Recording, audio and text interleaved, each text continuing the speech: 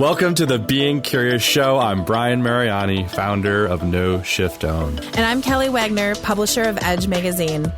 Our show is about curiously connecting teachers and seekers on a wide range of topics in a safe space. Few topics will be off limits, and we have some amazing guests to share with you. Our intention is that our conversations will spark your own curiosity to create a life that lights you up and inspires you to be kind, thoughtful, open-minded to yourself and others. We are on AM 950, Sundays at 2 p.m. and all podcast platforms. So, Brian, what are you curious about today? Oh, here we go. Yay! Kelly, let's rock and roll. We're here with our amazing guests, but quickly before we jump in, we're so excited to share with everyone that we've really got a lot of episodes that are out there on Apple Podcast and all the other podcast platforms. And we have this little idea that we want to share with you. We'd love for you to go on those podcasts and rate the show. Give us your comments. We're so excited to be delivering content that you hopefully find builds your curiosity, maybe adds some value, maybe connects you with a modality or a practitioner that maybe you've never heard of before. And that sparks maybe a new chapter in your life. So please do go on any of the podcast platforms, rate us, review, and then take a screenshot and send it to kelly@edgemagazine.net. And if you didn't get that when I said it, just go to the website. You'll find the contact information there. And we would love for you to do that. And thank you for just being a huge part of this podcast and our show. We're so very, very grateful. So we have our guest, Kelly. Please introduce. Let's go. Oh my gosh, you guys. And, you know, I love shameless plugs. And I just thank you how you just did that so organically, Brian. But yeah, like we're this little show and we're growing every week and we're so excited. So any engagement you can, if you're enjoying this, please share. This week, okay, you guys, this is fun because you know how this is really in my world. And Lena Swanson, you guys, if you haven't heard of her, just check her out. Like this is amazing. She is a pet communicator. Now, how many times have we wished we could just communicate with our pets? Whether it's pooping behind a closet or our table, or they hide all the time, or they're just there's so many things that they're telling us, but telepathically we're not listening, or we're trying to listen. And Lena has this beautiful gift, and not only does she have the beautiful gift, she teaches others. So this is fantastic. Lena, welcome to Being Curious with Kelly and Brian on AM 950. Hello. Hello. Well, thank you so much for doing this, and congratulations on just what you're doing with the Edge magazine. And I want to say that's how I got my start 20 years ago, was doing Edge expos and advertising in the magazine. And I'm so glad that you guys are carrying the torch, because it's an important tool. And now that you're online and I can advertise it to people in California and around the world, it's just great. So congratulations. You're doing an amazing job. Thank you so much. And oh my gosh, that makes me cry. I love when people are like, yeah, I had the other day, someone's like, I built my business with Edge magazine. And I was like, absolutely. Serious? A lot of us. Yeah. A lot of us old-timers. Well, speaking of all this love and pets, Yay! it And then look at seems your you cat. have one of your friends who's, if anyone's watching live. yeah. It looks a little weird, just the tail. No, it's totally like someone's right. So tell us, so what is your cat trying to tell you right now? Where's breakfast? Okay. Well, Ooh. Because I'm on California time, and then, it's hot. It's the hot season here. So to get the dogs out, I have to get out early. And then to get ready for this, I didn't have time to feed everyone. So they're a little bit kind of like, okay, Mom, let's go. But that's kind of fun, too. Then we'll have some cat attention. Well, cat attention is beautiful. So, Lena, one of the first things we like to do is we understand there's Lena, the master pet communicator, teacher, But there's also Lena, who started out as a baby and a child and a young adult, and maybe had another career. Who knows? Our audience loves to get to know you and understand the events and experiences that happened maybe at an early age, maybe later in life, that actually catapulted you into creating mastery around this thing that is pet communication. So walk us back to the beginning, if you would. Sure. Tell us that story. That's an excellent way to start. Yay. I was 47 years old when I first heard of animal communication. I always loved animals so much and felt like there was a soul in there, even though, at a young age, I didn't even understand what that meant. But I felt like I really connected with them on a spiritual level. And I'm not one of the people who've said, I've always connected, talked to animals. I connected with them, but I never really felt like I was communicating with them because I never heard of it and didn't know it was possible. And looking back, I think I did have a really strong psychic experience when I was 5. And my dad had high blood pressure, and the medication they gave him to combat that destroyed his kidneys. So he died in 1960 when I was 5, and they weren't doing dialysis or transplants or anything at the time. And I remember the last time I saw him, and they had me kiss him goodbye, and he was going back into the hospital. And of course, nobody knew he was going to die, but I knew it was the last time I was going to see him. And then 10 days later, he did die. And it just freaked me out that I knew that. I think on a really deep level, I just shut everything down because I didn't want to know that. And it happened and I was accurate. So I grew up in Minneapolis. In my 20s, I was very interested in traveling, so I traveled the world. Then I became an elementary ESL teacher, got familiar with Hmong shaman, and eventually was called to the shamanic path myself. So that's actually part of my practice, is my shamanic healing practice. But then when I was teaching, one of my golden retrievers had a really arthritic leg, and I had a woman come and do Reiki for her.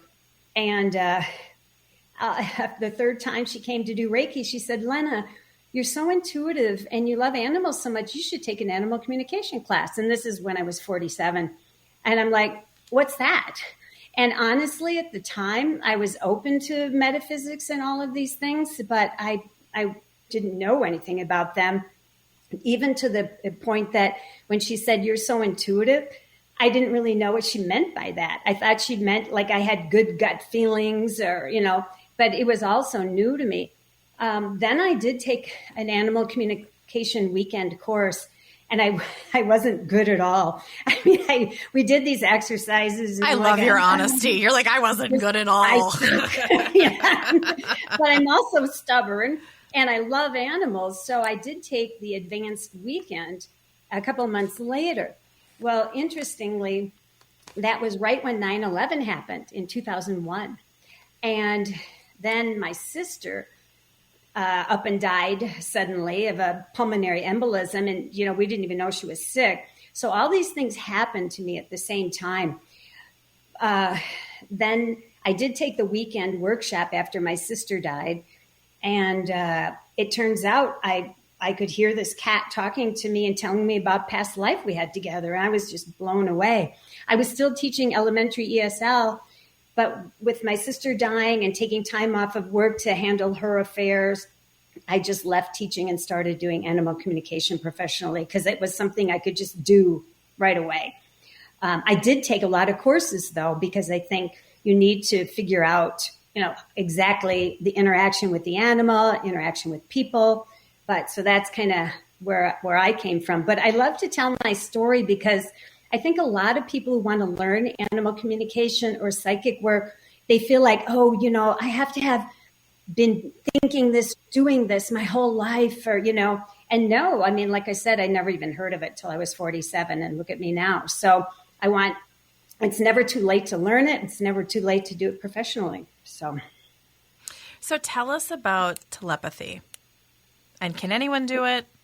is it only special people? Do you need a gold star pass? Do you need a special? I know a lot of people at first would say, and even now they say, oh, you have such a gift. I wish I had your gift. And I'm like, I've been doing it for 20 years. So yeah, I'm pretty good at it by now. But everyone can do it. Everyone is wired for telepathy, hardwired for telepathy. It's just that most people don't bother or aren't aware, like I wasn't, and they don't actually pursue studying it and practicing it. But we all have that gift.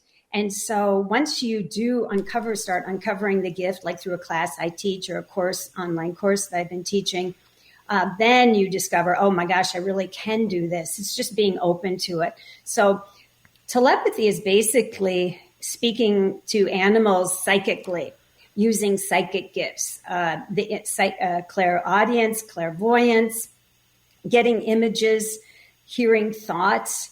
And so the animal doesn't have to be with you. Most of my clients, in fact, all of my clients I talk to over the phone or doing Skype, because we don't have to be together. It's talking to them on a psychic level. And that's the way animals communicate with each other. So they're really, really good at it. It's just that we have to learn it. Okay, so I'm sorry. I was just coughing and now I'm trying to come back, right? Of course, I asked you about telepathy and then I just start coughing. So you mentioned clairaudience. Now I know there's the 5 clairs, and I just, for our audience, because there's knowing, there's seeing, there's smelling, there's like all these different ways that people can tap into it. Dive a little deeper on that just to kind of give our audience a little bit of that background, because you said it and I'm like, oh yeah, and I'm following you. But then I'm like, how many people just went, what is she talking about? I know, right? I did give you guys the link to a webinar or a free online event I did where I talk in depth about the psychic skills. Great.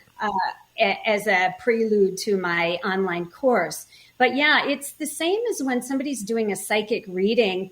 The clairvoyance is getting an image in your mind's eye. And a lot of times we feel like the mind's eye is the third eye, the chakra. The third eye chakra is where images come, that might be the opening or the entry, but, the images are just there. So if I say, envision an orange in your mind's eye and you see an orange psychically, where is it? It's there. Clairaudience, being able to hear the animal.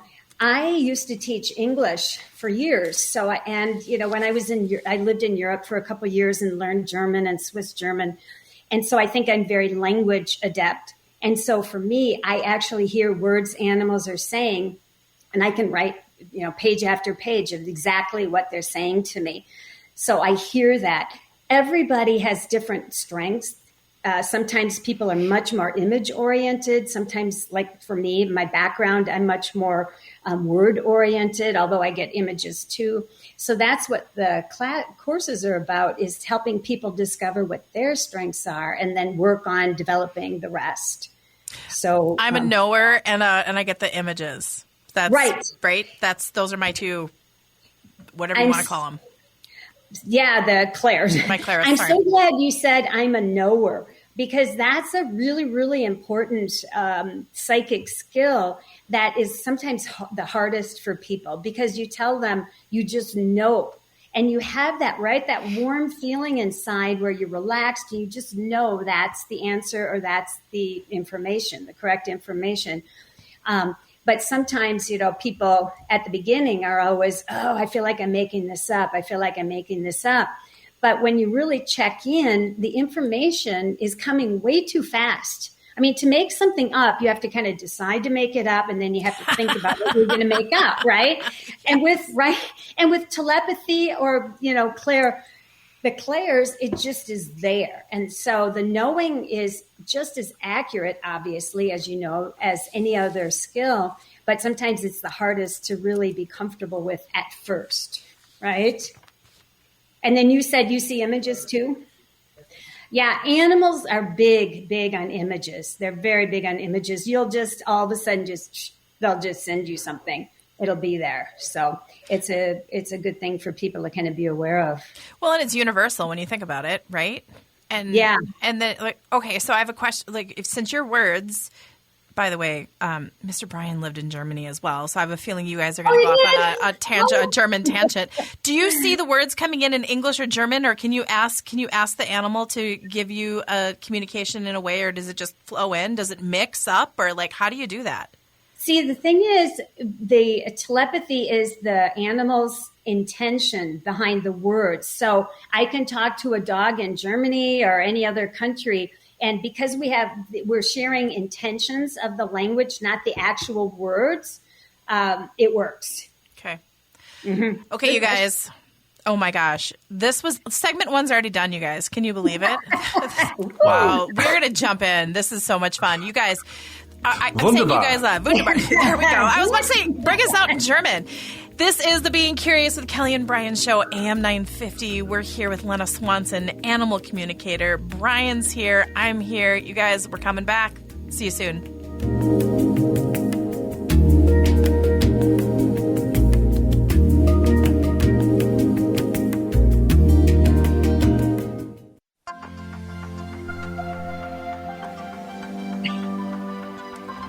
All right, we are back.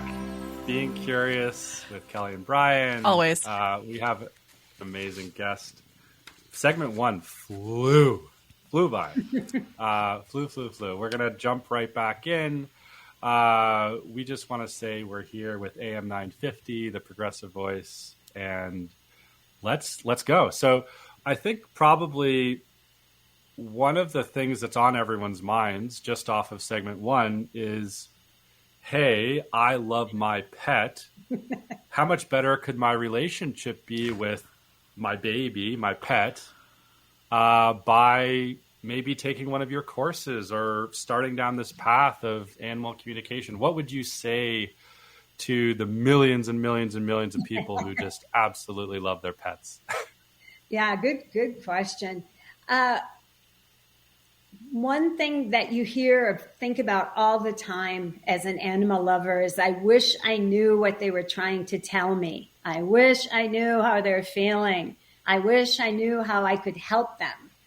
And so that's the main benefit, is actually being able to find out the answer to questions like that. Because as an animal lover, you want the best for your animals. I mean, most people who love their animals will say, I love them as much as my human kids. And people who don't have human kids, they're their kids. And so you want to take the best care you can. And especially when you notice that things are off, or, they're kind of lethargic, or like you had said, Kelly, a cat or a dog who's not going to the bathroom in the right place. There's something up. And interestingly, I studied with Echo Bodine early on and did her psychic development class. And I'm so glad I did, because I learned so much about earthbound spirits. And so often, I'd say like 60 or 70% of my animal communication sessions involve animals reporting spirits in the house. Because people will call me because they'll say, my dog won't go in the basement anymore, or the behavior has changed so significantly.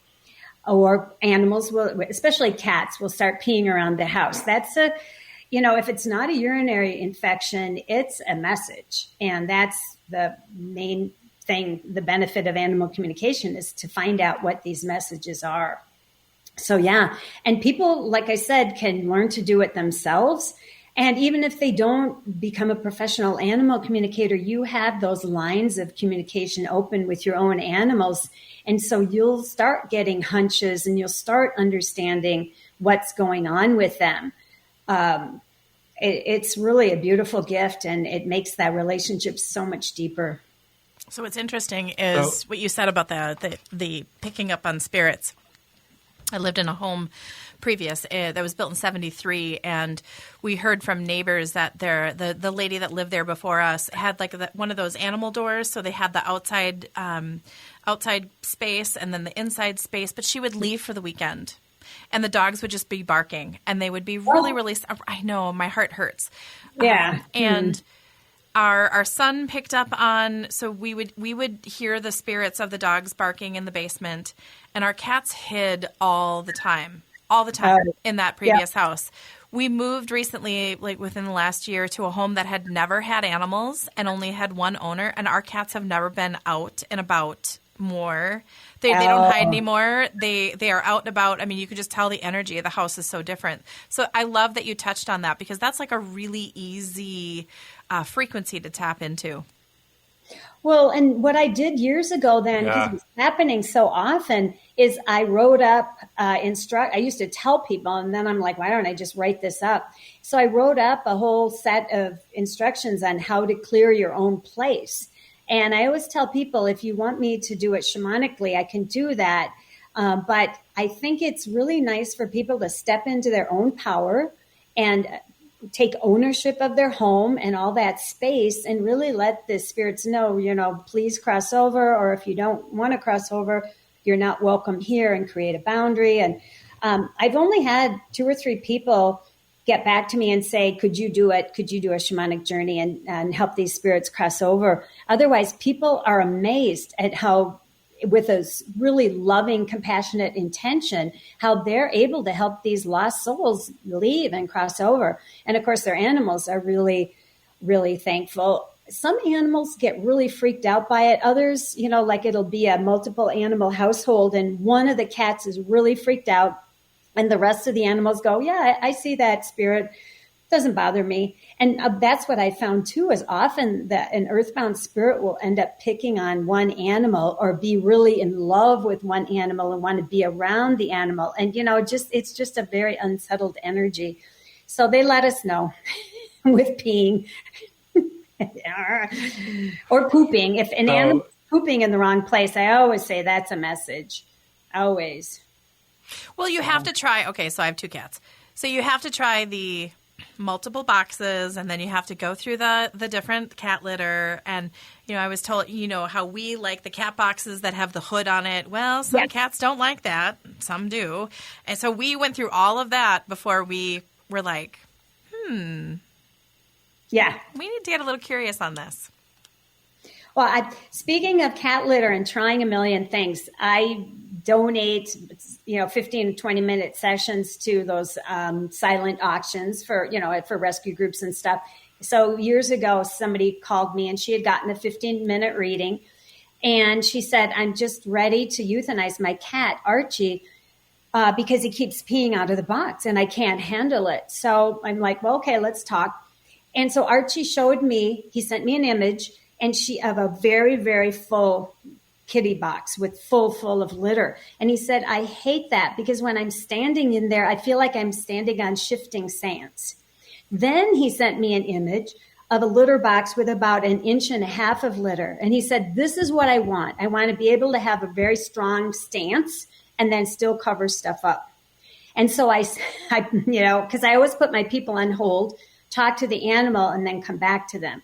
So I came back to her and I said, he says, you just put way too much litter in the litter box. And there was just this silence. And she goes, oh, yeah, I do. I fill it almost to the top because I don't want to have to keep filling it. Yeah. And so I said, hey, he showed me about 1.5 inches, maximum 2 inches in the bottom. She called me about 3 days later and said, that was it. He never peed out of the box again. So that's a really good example of how, I just, so many cats are euthanized for a peeing issue, where if you just talk to them, one cat, they had the kitty box in the stairwell at their house, and it was just a real busy place, and they hated that. They wanted more privacy. So as soon as they moved the box to a more private area, problem solved. So that's, I think, the beauty of talking to your animals, is just the solutions are so easy a lot of the time. I don't like going to the bathroom, like, out and about. I know, right? Hey, everybody, guess what I'm doing? Like, right? Yeah. Well, I loved that. She get a free session, and she solved her cat problem that she was just about to euthanize her cat, so, and he was so good at sending images. So. Wow. Yeah. I'm like heartbroken, and I'm also laughing. I'm like heartbroken, like, oh my gosh, there was almost a murder of a good animal. Right. And then I'm also laughing because I'm thinking about so many of the dogs in my life where, like, we'll be walking in the woods and they're doing their thing, and they kind of look at you like, there's always this look of like, don't look at me. Don't look. I'm here. Yeah. Hi, don't leave me, but don't look at me. I always feel like a very real sense of, yes, we both know what's going on. Like it's like a dog even who's, on the spectrum of whatever human to animal. Yeah. They're still feeling, to what Kelly was saying, like there's a level of, this is a private thing. It's a natural thing, but a private thing. Right. Oh, people tell me all the time their dogs won't go to the bathroom if they're on the leash. They have to get them off leash and get a distance away. So yeah, we have to honor their desires. Again, I love my husband and kids, but like I don't like I like private time. Like I like to close the door. I like to like do what I got to do, and then I come back out and everything's fine. And the animals don't get to have that privacy. Yeah. I'm sorry, everybody listening. That's just I'm sorry. Yeah. So you mentioned, you shared this beautiful story about the free session that turned into saving this cat's life ultimately. What would you say is your favorite story over 20 years where it might be something you would share with a new client, or just something that really touches your heart in terms of an impact that you've had over the last 20 years? Well, I like this story because it involves close friends of mine, and it kind of it illustrates how people who are complete skeptics kind of move into the total believers, because they can't help it. So it was a client who called me, a new client, and she wanted me to talk to their dog. And she told me, my husband's so skeptical, he's making me use my fund money. They have separate fund money accounts. And he said, you're just throwing your money down the toilet. This is ridiculous. So anyway, I talked to their dog and figured out issues, and the dog's behavior changed.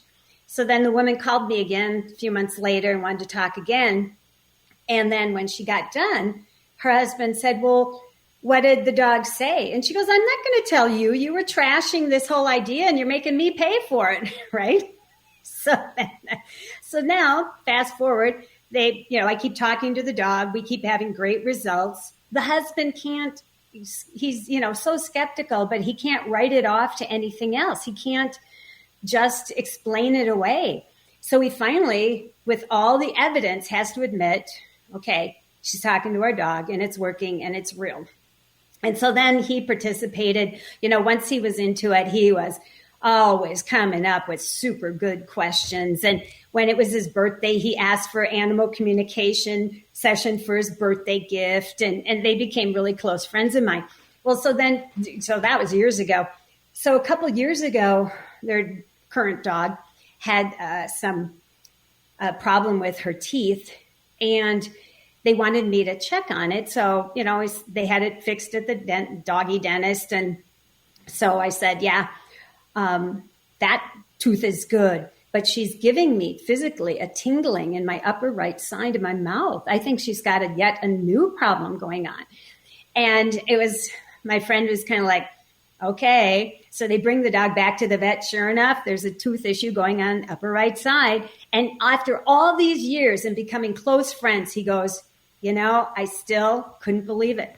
I do believe it, but I'm still blown away that you can do that and get that accurate information. So I think that's fun. I tell my clients all the time, especially women, don't worry about it if your partner or your husband is a non-believer and they're skeptical. We're not trying to prove anything to them. They can stay. It's their place on their path. They can stay a non-believer. But what we're trying to do is help your animal. So we don't really care about them. And if they come along for the ride eventually because they see so much evidence of this working, that's great. And if they don't, well, we've helped your animal. So I think that's a good one. Animals that have been through shelters. I just have this, what do you get? What do you hear? I mean, how scary. I mean, I have a dog that was in 3 kill shelters before he was 6 months old. We adopted him. Right. He has a hard time being boarded now because he just goes into that fight or flight. What insight do you have for that? Well, that is a hard one. And a lot of animals tell me, if dogs don't want to be crated, they're just claustrophobic. I mean, they're like a person who's claustrophobic. And I mean, you can do tapping and all kinds of modalities, but sometimes it's just a hard thing to get over, especially if you've had a traumatic past. A lot of animals will have post-traumatic stress like you're describing. And then I like to do a lot of holistic things for them. Flower essences, the Bach remedies, essential oils. A lot of dogs do really well with a thunder shirt just for general anxiety, not just for storms. The pheromone collars can be really helpful. There's a lot of holistic things you can do, like tools you can give your animals to help them get past some of that post-traumatic stress, but they definitely have it. A lot of my sessions now involve animals dogs who have been adopted from the South. Oh, because there aren't that many dogs. I mean, happily in Minnesota, for example, there aren't that many dogs available for adoption because we've done a decent job of spaying neuter programs and just educating people. But the South, they just don't have the money. It's not embedded in their culture yet to really do that with their animals. So they're just having litter after litter, going to kill shelters. So there's a whole movement now of people in the North going down with different transport links and getting animals from the South. So that's the majority of who I talk to now. And trust me, they've had all kinds of stress. They need to listen to The Price is Right because Bob Barker reminded everybody to spay or neuter your cat or your animals at every episode. I don't know if the new host is doing that or not, but oh my gosh. It's just, I mean, people just, if you're not raised in that kind of culture or mentality, it's just normal to not, to have animals and just have them there and not really take care of them. I mean, I get it. Okay, you guys, wrapping up segment 2, Being Curious with Kelly and Brian, AM 950 here with Lena Swanson, pet communicator. You guys, more to come.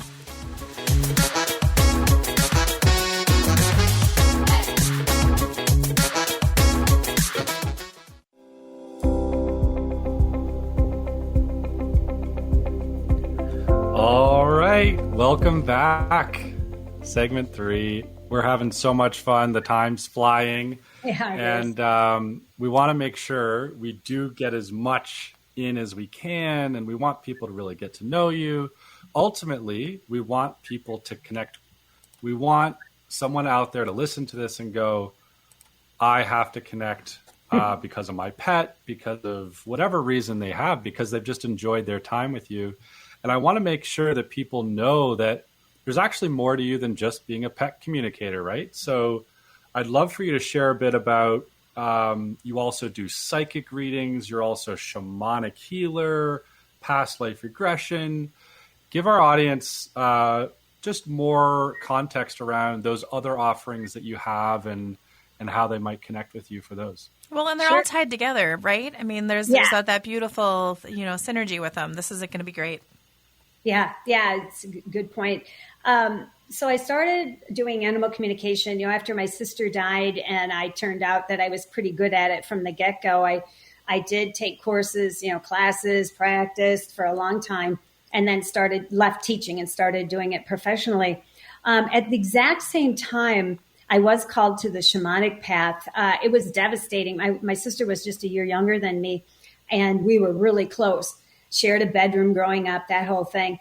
And so when she died, it really turned my world upside down. And it was just 3 weeks after 9/11. And you guys can remember how devastating that was. So it was a really hard time. And it was up to me to clear out her house in St. Louis Park and sell everything and do all of that. So I took a leave of absence from my teaching job. And the woman I had taken that weekend animal communication class from had a lot of books that she used to be a librarian. So she had a lot of books for people to borrow. And she knew my sister had died suddenly, unexpectedly. So she said, I think it would really help for you to read Echoes of the Soul by Echo Bodine. And I read that, and it really, if you're not familiar, that's a great book. Echo is taken on a tour of the other side, and she really explains sudden death and infants dying. And it was really put me at peace with the whole thing, everything that happened with my sister. Well, then I still was stuck trying to get her house done. I was just avoiding it. And in that book, Echo talks about having a shamanic healing with a local shaman in Minneapolis. And then she talks about some of the symptoms of soul loss. And I'm like, oh my gosh, that's totally describing me. I think a big part of my soul left when my dad died when I was 5. And so then now my sister died. So anyway, I found the shaman she had worked with in Minneapolis and worked with him, and it just changed my life. I was able to finally address clearing out my sister's house and taking care of her estate. And then I was interested in learning it myself. So I took a beginning journeying course, and it was just my call to the shamanic path to do that work as a healer. And I had been so familiar with shaman because of my connection with the Hmong culture in my work as an elementary ESL teacher. And I was always really fascinated by Hmong shaman. So that's how I got into the shamanic part, and took a lot of workshops with Sandra Ingerman, and just love that. That's so much part of my essence. Then Carol Lowell brought a very well-known past life regression facilitator to the center in Minneapolis, and she taught that. And I was just taking it because I was curious. And then I had such an amazing healing from the practice sessions when I was taken on past lives and brought to healing through that I decided to do that for people. And then a couple years later, a local psychic, a very well-known psychic, asked me to do a reading for her dog because she was too close to her dog. She said, and I do psychic work and mediumship. I just really have trouble with animal communication. And she wanted to trade. And I thought, okay, we can trade. And then, so she did, I did the communication, and she did a psychic reading for me. And the first thing she said to me is, you need to be doing psychic readings. And I'm like, what? And she goes, yeah, you need to do psychic readings. Add that to your animal communication.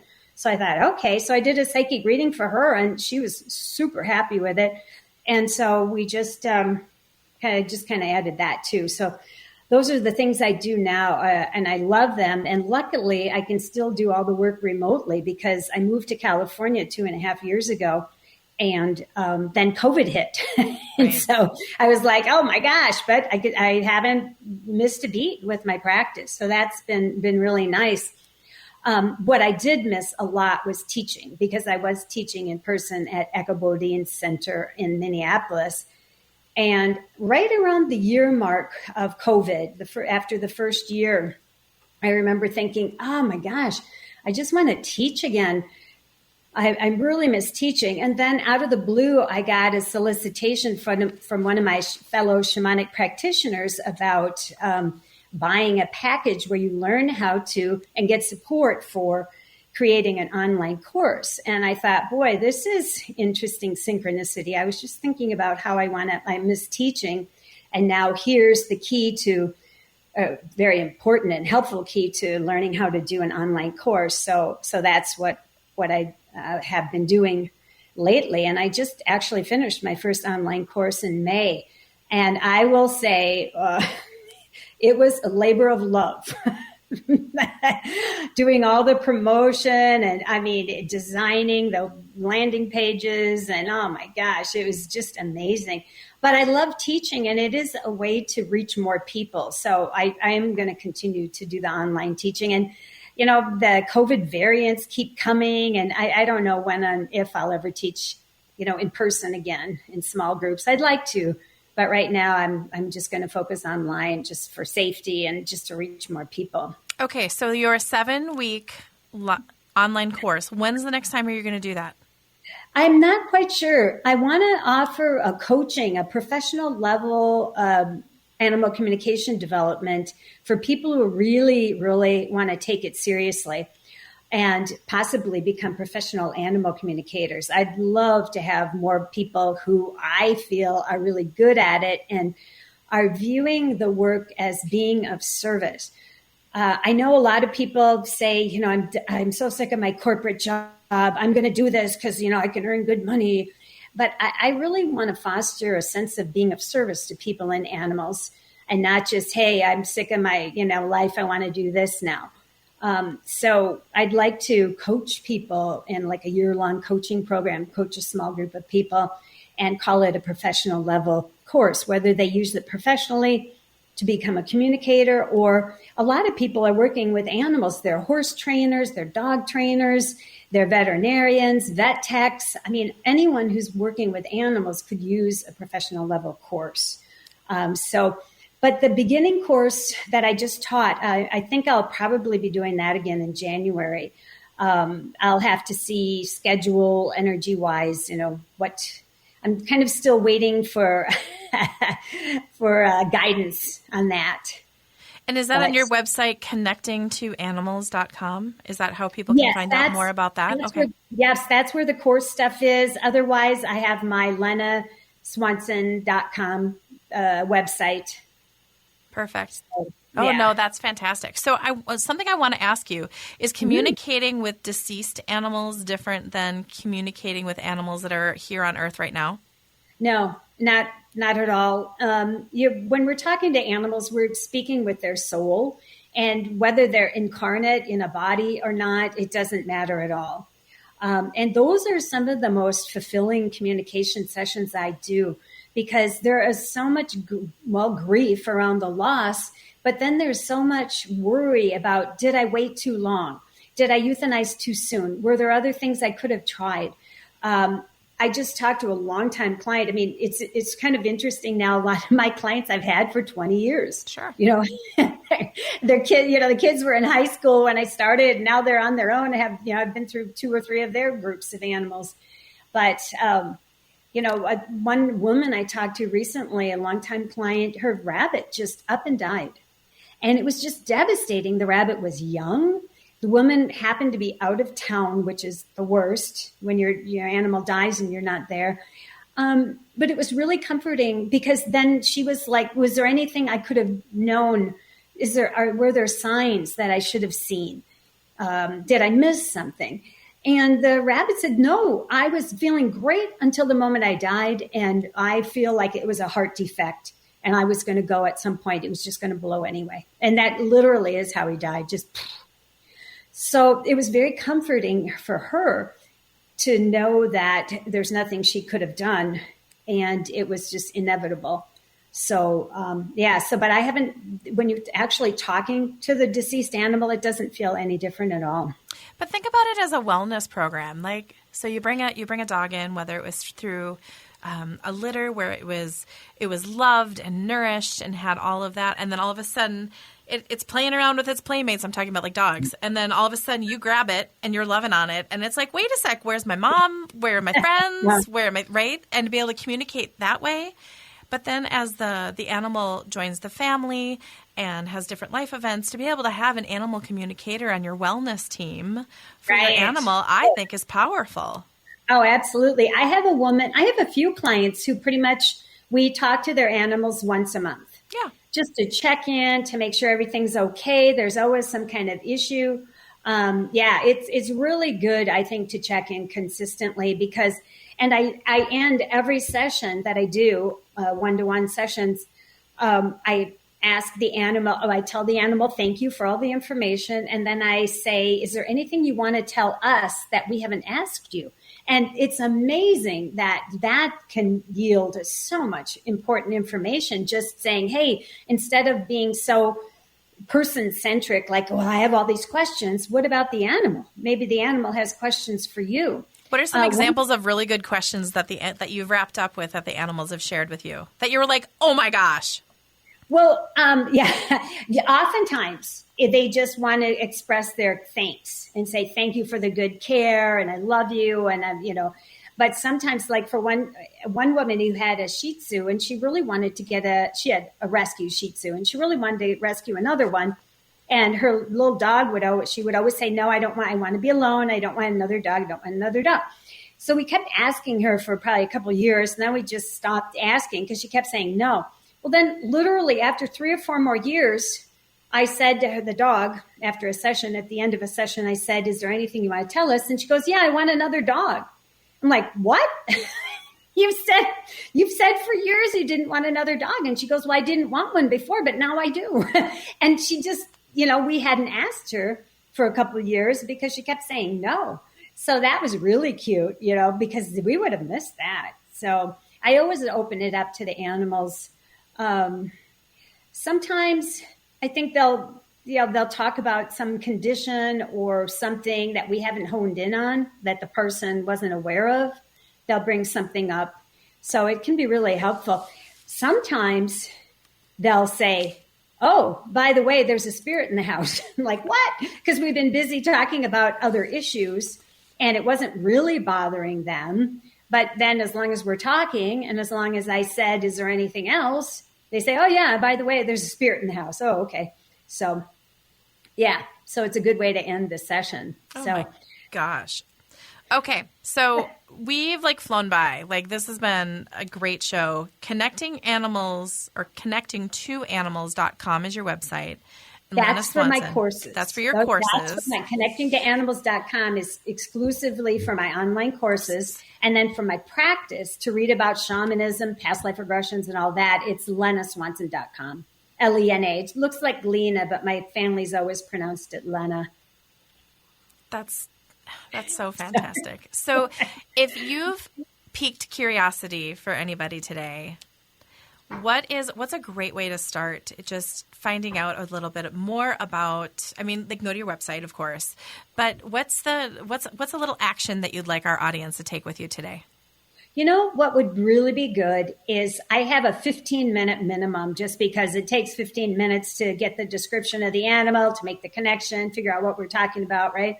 So if this has piqued your interest at all, I would say contact me, text me, email, and let's do a short session, 15 minutes. What do you have to lose, And just see what you think. Well, and as you said before, a lady had a free 15-minute session with you, and just with one communication, you saved the animal's life. And I will let the audience know I have not worked with Lena, but I did have a cat that we contacted an animal communicator. We were about to put him down. The message that we got was beautiful. He wanted water underneath our bed in a stainless bowl, and he wanted a different cat box for peeing and pooping, and he wanted to meditate with my husband every single day on a Reiki infused pillowcase that they do every day. I promise you guys. And he changed. We went from trying to find a place to put him down to within 48 hours, it was a totally different cat. So you guys, I'm a complete ambassador for this service. And thank you, thank you, thank you. On behalf of Brian, it's Kelly, Being Curious with Kelly and Brian, AM 950. Thank you, Lena. This was an amazing time today. And we'll talk to you guys next week. Thank you. Lots of love.